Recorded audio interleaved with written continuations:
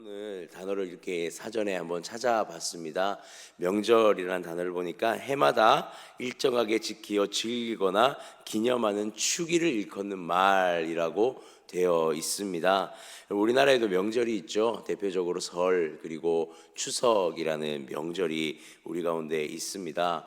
특별히 명절이라는 것은 어떻게 보면 전통이라고 할 수 있는 것이고 그 민족의 어떠함을 담고 있다라고 볼 수도 있는 것이 명절이죠. 특별히 이 명절은요 신성한 기간으로 여겨졌습니다. 우리나라뿐만이 아니라 전 세계의 각 나라마다의 어떠한 명절들을 보게 되면 신성한 의미가 있고요. 그것은 신과의 어떠한 만남의 좋은 날로서 그들이 지켰다라는 어떠한 그 의미가 분명히 있다라고 합니다. 그래서 이 명절이라는 것은 결과적으로 그 민족, 그 나라의 정체성을 가지고 있는 것이고 그 나라의 어떠한 시작의 기반이 되어지는 의미를 가지고 있는 것이 명절이라고 할 수 있는 것이죠.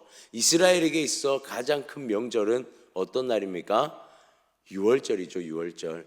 그들이 하나님 앞에서 출애굽 당시에 그들이 출애굽에서 10번째 재앙, 그 10번째 재앙에 앞서 문설주에 어린 양의 피를 발랐고 그것이 그 10번째 재앙에 하나님의 진노를 건너뛰어지는 다시 한번 그들이 생명을 맛보았던 너무나 중요한 절기가 바로 유월절이었습니다. 하나님은 이스라엘 백성들에게 이 유월절의 절기를 반드시 지킬 것에 대하여서 명령하였고 이스라엘은 하나님 앞에서 이 유월절의 절기를 가장 중요한 명절로 삼아서 해마다 그들은 하나님 앞에 지켜왔던 것이죠. 그런데 이스라엘의 이 여러 왕들을 그들이 거쳐오면서 이 유다의 왕들을 거쳐오면서 무엇이 상실되어지고 소실되어졌냐면 바로 이 유월절 명절을 지키는 것이 그들 가운데 상실되어졌다라는 사실입니다. 이방 신에게 제사를 드리고 이방의 문화가 이스라엘 유다 땅에 들어오기 시작하면서 그들 가운데 지켜져야 할 하나님과의 그 관계, 하나님과의 만남의 현장이었던 유월절이 그들 가운데서 상실되어졌다라는 사실이죠. 히스기야 왕이 이제 왕위로 유다의 왕위로 즉위한 이후에 그가 가장 먼저 행하였던 것은 종교개혁이었고 그 종교개혁의 일환으로 그가 다시 회복시키고자 했던 것이 바로 무엇이었냐면 유월절의 절기였다라는 것입니다. 이 절기가 이방의 우상들을 섬기는 왕들에 의해 단절되었기에 다시 히스기야를 통하여서 이 절기가 회복된다는 것은 이스라엘과 하나님의 관계가 회복되는 것을 의미하는 것이고 이 절기의 회복을 통하여서 이스라엘이 다시 한번 그 정체성을 회복하게 되는 그리고 이 절기를 통하여서 다시 이들 가운데 화합과 회복의 현장이 회복되는 것을 우리는 오늘 함께 보게 되는 것입니다. 여러분 이 유월절과 무교절을 지키기 위하여서 이제 많은 백성들이 어디로 모입니까? 예루살렘으로 모이고 있는 것을 보게 됩니다. 13절 볼까요? 둘째 달에 백성이 무교절을 지키려 하여 예루살렘에 많이 모이니 매우 큰 모임이라. 아멘. 자 여기서 보니까 둘째 달이라고 시작하고 있습니다. 사실 유월절은 언제 지내져야 하는 절기냐면 첫째 달에 지내져야 하는 절기였습니다. 그런데 특별하게도 둘째 달에 이 절기가 지켜지고 있다라고 기록하죠. 한 달이나 절기가 미뤄졌습니다. 정확하게는 1월 14일 그 달력으로 유대로 1월 14일에 지켜져야 할 절기가 2월 14일로 지켜지고 있는 그런 절기가 한 달이나 미뤄졌는데 왜 그러면 이 절기가 한 달이나 미루어져서 지키게 되었을까요? 어제 우리가 함께 보았던 말씀 가운데 히스기야 왕은 이 절기를 유다 백성들만 지키기 위해서 정하지 않았다라는 사실이에요. 멸망한 아수르에서 멸망해버린 그 북이스라엘의 남은 사람들을 위하여서도 이 절기를 한마디로 문을 열어주었다는 것이죠. 그들도 함께 와서 이 절기를 지킬 수 있도록 그들에게 편지를 보내었고 이 절기에 그들을 초대했는데 그들이 넘어와서 함께 예배하고 함께 이 절기를 지킬 수 있을 그 기간을 한 달 정도의 유예 기간을 주었다는 것입니다. 하나님 앞에 나와 예배할 수 있는 기간을 한 달을 주어서 1월에 드려져야 첫째 달에 드려져야 할 이 유월절을 한 달이나 미루어 드리게 되었다는 것이죠. 이것은 분명 절기를 지킨다는 것은 것은 그 날짜가 매우 중요한 것입니다. 그런데 히스기야의 마음에는 어떠한 마음이 있었냐면 이 날짜를 지키는 전통도 중요했지만 모든 이들이 함께 나와서 함께 예배를 드리는, 하나님 앞에 나오는 그 한 사람을 더욱더 귀하게 여겼다는 그 히스기야의 마음이 담겨져 있지 않은가라고 우리는 한 번 더 보게 되어지는 것이죠. 이렇게 히스기야의 마음에는 모든 유다인들 그리고 모든 이스라엘, 과거 분리되어져 버린 그 이스라엘의 그것이 다시 회복되어지기를 바라는 마음으로 이 북이스라엘의 사람들까지 초청하여 한 달이나 유예를 기간을 가지고 이 절기가 지켜지고 있더라라는 사실입니다. 그래서 예루살렘의 유다 민족뿐만이 아니라 이 북이스라엘의 사람들까지도 함께 동참하는 큰 무리가 모이는 그러한 일들이 지금 일어나며 이 유월절 절기가 시작되어지고 있는 것이죠. 이어서 14절을 보니 무리가 일어나 예루살렘에 있는 제단과 향단들을 모두 제거하여 기드론 시내에 던졌다라고 말하고 있습니다. 보통 일반적으로 유월절에 모이면 그들이 하나님 앞에 번제의 제사를 드리는 것으로 이 유월절의 절기가 성대하게 시작되어집니다. 그런데 그들은 그 절기를 시작함에 있어서 가장 먼저 행한 것은 제사를 드린 것이 아니라 그 향단들을 다 치우고 있는, 제단들과 향단들을 치우고 있는 것을 가장 먼저 행하고 있더라라는 사실이죠. 무슨 제단과 무슨 향단입니까? 이방들의 신들에 드려졌던 제단과 향단들을 제거하고 있는 것을 가장 첫 번째 유월절의 시작으로 알리고 있더라라는 사실이죠. 이스라엘 백성들에게 필요한 제단은 무엇입니까? 번제단 하나면 충분했습니다. 그들이 하나님 앞에 드릴 번제단에 그 제물을 잡아 드리고 그들이 하나님 앞에 나아가 제사 드리는 그 하나의 제단이면 충분했지만 예루살렘에는 여전히 어떠한 제단과 향단들이 남아 있었죠. 이방신에게 드려졌던 제단과 향단의 흔적들이 남아 있었기에 그들은 하나님 앞에 정결하고 완전한 예배를 올려드리기 위하여서 그들의 전통의 방법을 잠시 내려두고 하나님 앞에 드려야 할, 가장 운서적으로 행해야 할 그것들을 행했다라고 기록하고 있는 것입니다. 여러분, 전통 중요합니다. 그것은 반드시 지켜져야 할 하나님 앞에 세워진 너무나 중요한 전통이었지만 그들은 그 전통을 지키기에 앞서서 현실적으로 하나님 앞에 나가야 할 그 앞에 우상들을 제거하는, 하나님 앞에서 행해야 할 지금의 것을 파악하고 분별하여서 행하고 있더라라는 사실이죠. 그렇게 성대한 유월절이 하나님 앞에서 정결하고 성결하게 시작되어지고 있더라라는 사실입니다.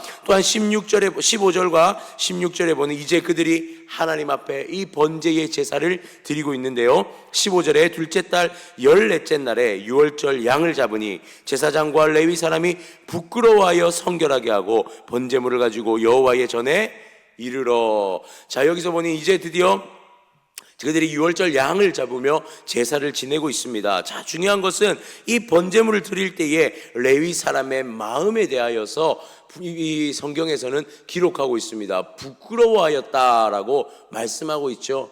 어떠한 행위를 하는 것에 있어서 지금 이 성경은요, 분명히 그들이 어떠한 마음으로 임하고 있는지를 아주 상세하게 기록하고 있는 것입니다. 행위적인 것만을 기록한 게 아니라 그들의 마음가짐이 어땠는지를 보여주고 있는 것이죠. 부끄러워하였다라고 말하고 있습니다. 하나님 앞에 이 제물을 들고 나아가 번제단에 태우는 이 제사장과 레위 사람들의 마음에 하나님을 향한 부끄러운 마음이 솟아올랐다는 거예요. 그들이 하나님 앞에 범죄하였고 그들이 하나님 앞에 무너졌었고 그들이 하나님 앞에 분열되었고 이방신에게 넘어졌던 그들의 삶의 모습들이 이 번제단에 드리는 제물을 드릴 때에 다시 한번 상기되어져서 하나님 앞에 그들이 어떤 존재였는지, 그들이 어떤 것을 행하며 하나님의 마음을 어렵게 하였고 그들이 하나님 앞에 범죄했는지를 다시 한번 기억하며 이 제사를 하나님께 올려드리고 있었다라는 사실입니다. 여러분, 우리가 예배를 드릴 때에 때로는 망각하고 상실하는 것이 있습니다. 그것이 무엇이냐면 예배에 임하는 행동은 여전히 동일하게 임하고 있지만 그 마음의 중심이 어떠한지를 우리는 때로는 상실할 때가 있는 것 같습니다. 반복되는 예배, 하나님 앞에 드려지는 그 반복되는 예배 속에서 우리는 때로 무뎌지기도 하고 우리의 심령이 하나님 앞에 어떠한 상태인지 점검되지 않을 때가 있는 것 같아요. 그러나 오늘 이 6월절의 제사는 어떻습니까? 지금 자신들의 마음이 어떠한지, 그들이 하나님 앞에 나아가는 그 마음이 어떠한지를 다시 한번 철저하게 그 마음으로 새기며 나아가는, 하나님 앞에 하나의 제물을 드림에도 회개하는 마음으로 하나님 앞에 나아가고 있는 모습을 보고 있는 것이죠. 그렇게 하나님 앞에 전심을 다한 제사가 드려지기 시작합니다. 그리고 16절에 보니 규례대로 각각 자기들의 처소에 서고 하나님의 사람 모세의 율법을 따라 제사장들이 레위 사람의 손에서 피를 받아 뿌리니라. 자, 여기서 보니까 이제 모세의 율법에 따라, 모세의 율례에 따라서 이 6월절의 제사가 지내지고 있다는 것을 또 명시적으로 언급하고 있습니다. 즉, 그 방식이 또한 너무나 중요한 그 방식이 하나님께서 제정한 방식을 그들이 꼼꼼하게 다 이행하고 있다는 것을 여기서 보여주고 있는 것이죠. 즉, 오늘 이 6월절의 제사는요, 첫째 달에 시작되어야 될 제사였지만 둘째 달에 드려지면서 이 상황들을 조금은 바뀌어질 수 있는 여지들을 남겨놓고 지내고 있습니다. 그러나 그 제사의 모든 방식은요, 하나님께서 정하신 방식을 정확하게 이행하면서 진행하고 있다는 것. 즉, 그들의 현재들의 상황들을 고려하였지만 전통 또한 같이 지키면서 그 의미를 명확하게 하고 있는, 하나님 앞에 그들이 할 수 있는 최선의 예배를 오늘 그들이 하나님 앞에 올려드리고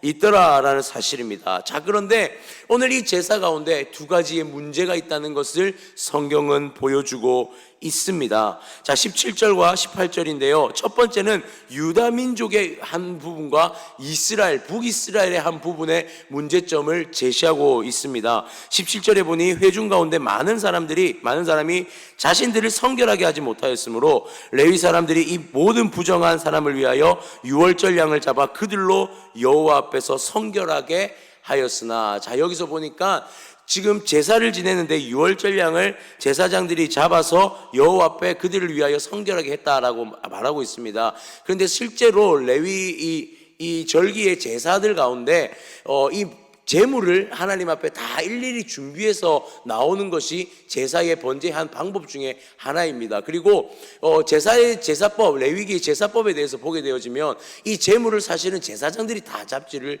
않습니다. 제물을 누가 잡습니까? 개인이 자신의 제물을 잡아서 하나님께 드리는 그러한 장면들이 분명히 이 제사의 한 법도들의 방식으로 주어지는데요. 오늘 이들의 방식 가운데 이것이 다 행해지지 못하였고 성결 예식이 정확하게 다 진행되어지지는 못하였다라고 분명하게 말하고 있습니다. 그래서 이 제사를 누가 대신하여 대표적으로 드리고 있습니까? 제사장들이 대표적으로 드려 그것들을 행하고 있다라고, 성결의 예식을 진행하고 있다라고 말하고 있습니다. 또 하나의 문제는 18절에 보니 에브라임과 므낫세, 이사갈과 스불론의 많은 무리는 자기들을 깨끗하게 하지 아니하고 유월절 양을 먹어 기록한 규례를 어긴지라. 히스기야가 그들을 위하여 기도하여 이르되 선하신 여호와여 사시옵소서. 여기 보니 이 이스라엘의 사람들이 6월절에 정결 예식을 다 치르지 않은 상태로 어린 양의 그 양의 음식을 먹어버린 것이죠. 그러니까 한마디로 무엇이냐면, 여러분, 제사가 오랫동안 드려지지 않았습니다. 하나님 앞에 6월절의 절기가 오랫동안 폐하여진 상태로 있다 보니, 또한 그들이 나뉘어진 상태로 온전한 제사를 하나님 앞에 드린 것이 솔로몬 이후에 제대로 하나님 앞에 제사를 드린 적이 없었다라는 사실이죠. 그러니까 아무리 절차를 지키려고 한다 해도 그 수많은 사람들이 모여 있는 가운데 모든 이들이 이 절차를 다 똑바로 지키지 못했다라는 것입니다. 이것은요, 제사법에 의하면 굉장히 중요한 일이었기에 하나님의 진노를 살 수 있는 어떠한 한 부분이기도 했다라는 것이죠. 중요한 것은 이러한 문제 가운데 히스기야 왕이 어떻게 나아가고 있는가입니다. 18절 후반부에 보니 여호와께 기도하기 시작합니다. 선하신 여호와께 회개하며 기도하기 시작하고, 19절에도 하나님 앞에 이렇게 기도하고 있습니다. 결심하고 하나님 곧 그의 조상들의 하나님 여호와를 구하는 사람은 누구든지 비록 성수의 결례대로 스스로 깨끗하게 못하였을지라도 사옵소서 하였더니, 하나님 앞에 히스기야 왕이 모두를 대표하여서 회개의 기도를 올려드리고 있더라는 것이죠. 이것은 마치 중보의 기도와 같은 한 모습으로 보여지고 있습니다. 예수 그리스도께서 인류의 모든 죄를 지시고 오셔서 인류의 모든 죄를 위하여 대표적으로 그 십자가를 지시며 하나님 앞에 나아갔던 것처럼 히스기야가 지금 하나님 앞에서 그들의 모든 죄를 끌어안고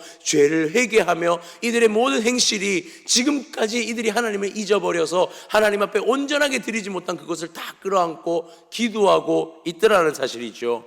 하나님께서 이 기도 가운데 어떻게 응답하고 계십니까? 20절에 보니 여호와께서 히스기야의 기도를 들으시고 백성을 고치셨더라. 아멘입니까? 아멘. 하나님께서 히스기야의 기도를 들으셨다 말씀하고 있습니다. 이 말은 곧 무엇이냐면 이 유월절의 절기에 하나님께서 이들 가운데 응답하셨다라는 사실입니다. 이 유월절의 제사는요, 레위인들의 부끄러운 마음, 제사장들의 부끄러운 마음에 회개하는 마음으로 번제단에 제단이 드려졌고, 히스기야의 만백성을 위한 회개의 마음을 가지고 그 하나님 앞에 엎드려져 기도할 때에 이곳에 어떠한 영광이 나타나기 시작하냐면 하나님의 임재의 영광, 하나님의 응답의 영광이 그들 가운데 임하기 시작했다라는 사실입니다. 절차가 중요했습니다. 절기의 모든 상황도 중요했습니다. 그러나 이 제사를, 이 예배를 준비하는 히스기야와 제사장들, 만백성들의 마음의 중심에는 무엇이 있었습니까? 절기를 지키는 것도 중요했지만 하나님 앞에 마음을 쏟아내어 놓는 것이 더욱더 중요했다라는 사실입니다. 그리고 그 예배를 하나님이 기뻐 받으셨다라는 사실이죠. 사랑하는 성도님들, 우리의 예배가 어떠해야 합니까? 하나님 앞에 형식과 절차가 너무나 중요합니다. 우리가 세운 절차들, 하나님 앞에 세워서 드려지는 절차들 중요합니다. 그러나 더 중요한 것이 있습니다. 우리가 그 절차를 다 지키지 못한다 할지라도 하나님 앞에 우리의 마음의 중심에 모든 것을 쏟아내어 드리는 예배가 지금 드려지고 있는지, 하나님 앞에 우리의 전심의 마음으로 이 예배를 드리고 있는지, 하나님 앞에 나가서 회개하는 심령으로 엎드리며 주님 앞에 진정으로 고백함이 있는지 우리는 우리의 예배를 다시 한번 점검해 보아야 할 줄 믿습니다. 하나님 앞에 기쁨의 예배, 즐거움의 예배, 축제의 예배가 회복되기를 원하십니까? 그렇다면 하나님 앞에 나가는 우리의 심령에 회개하는 마음으로 다시 한번 주님 앞에 엎드려질 때에 우리 안에 하나님의 그 임재가, 하나님의 그 임재 가운데 누려지는 회복의 역사가 우리 가운데 주어질 줄 믿습니다.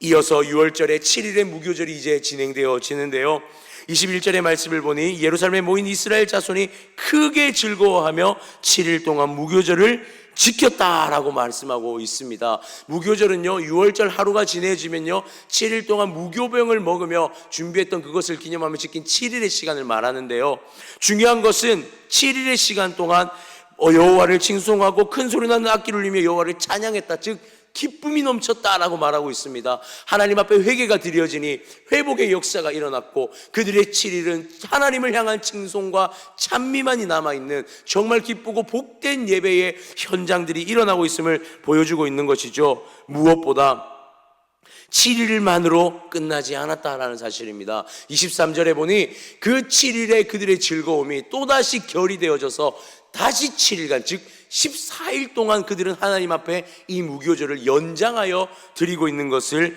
보게 됩니다. 24절에 보면 수송아지 1000마리를, 그리고 수송아지 1000마리와 양 7000마리를 히스기야는 자신의 재물을 이 백성들에게 풀어놓고요, 방백들은 수송아지 1000마리와 양 1만 마리를 방백들에게 풀어놓으면서 백성들에게 풀어놓으며 화목 재물을 로서 그것들이 드려지고 있는 것을 보게 되어집니다. 이것은요, 그들이 먹고 마실 만한 모든 것들을 자신의 것을 내어놓아서 함께 나누는 모습을 보여주고 있는 것이고, 화목제사와 더불어서 그들이 화합하는 현장을 보여주고 있는 것이죠.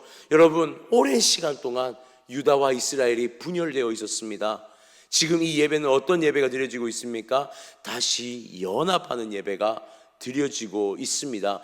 개인의 즐거움이 아닙니다. 그냥 단순히 개인의 즐거움으로 만족되어지는 예배가 아니었습니다. 자신의 것을 내어놓아서 이 연합의 현장이 훨씬 더 풍성한 예배로, 풍성한 모임으로 드러날 수 있는 그러한 14일간의 나눔이 이루어지고 있는 것이죠.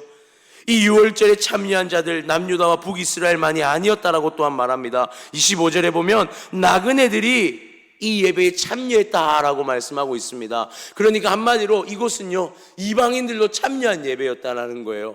그러니까 모든 이들이 누구나 나와서 하나님 앞에 정결의 제식을 지내고 그들이 하나님 앞에 예배할 수 있는 현장이었다라는 것입니다. 문턱이 낮아진 예배였습니다. 이스라엘에게만 국한된 예배가 아니라 누구나 들어와서 드릴 수 있는 예배, 하나님 앞에 나와 그 회개하며 나아가는 그 심령이 있는 자 누구나 하나님 앞에 그 기쁨을 누릴 수 있는 예배가 바로 이들의 예배였다라고 말합니다. 또한 성경은 놀라운 사실을 이들에게 밝히고 있습니다. 26절에 보니 예루살렘에 큰 기쁨이 있었으니 이스라엘 왕 다윗의 아들 솔로몬 때로부터 이러한 기쁨이 예루살렘에 없었더라. 아멘. 솔로몬의 그 성전의 제사 이후에 이스라엘에 다시 없을 기쁨의 예배가 드려졌다라고 말합니다. 너무나 중요한 마음 한 가지만 우리가 점검하며 나아갔으면 좋겠습니다. 히스기야가 자신의 것을 내어놓았습니다. 방백들이 자신의 것을 내어놓았습니다. 문을 활짝 열었습니다. 누구나 들어와 예배할 수 있는 현장으로 그 예배를 오픈하였다라는 사실이에요.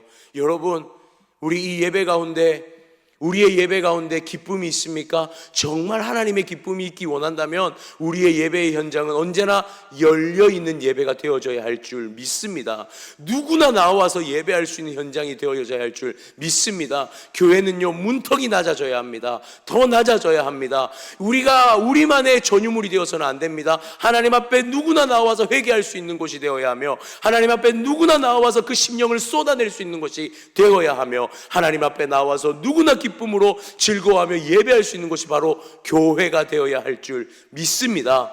하나님 앞에 회개가 있는 예배, 하나님 앞에 문이 열려진 예배, 하나님 앞에 누구나 나와서 드릴 수 있는 이 예배의 현장은 기쁨과 환희로 가득 차게 되어질 것입니다. 사랑하는 성도님들, 오늘 이 이스라엘에 일어났던 이 히스기야 왕으로부터 일어났던 6월절의 그 회복이 우리의 회복이 되어지기를 간절히 소망합니다. 우리가 특별히 행복나눔 축제를 준비하고 있잖아요.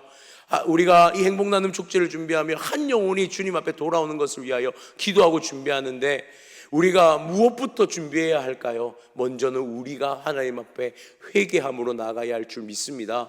우리가 한 영혼을 품는 마음을 가지기 이전에 내가 하나님 앞에 한 영혼임을 고백하며 나가는 그 시작이 있어야 할 것이고, 또한 우리가 하나님 앞에 문을 오픈해야 할 줄 믿습니다. 누구든지 마음껏 들어와 예배할 수 있도록 우리의 마음을 더욱더 낮추고 하나님의 기쁨만이 이곳에 영광이 가득할 수 있도록 우리를 다 들여서 준비할 때에 이곳이 하나님의 생명의 축제의 현장이 될 줄 믿습니다. 사랑하는 성도님들, 우리 가운데 이러한 예배가 회복되어지고 이러한 생명의 역사가, 생명의 일들이 회복되어지는 역사가 우리 가운데 다시 일어나기를, 그것을 기도하며 나가는 우리를 통해 회복되어지기를 주님의 이름으로 축원합니다. 우리 시간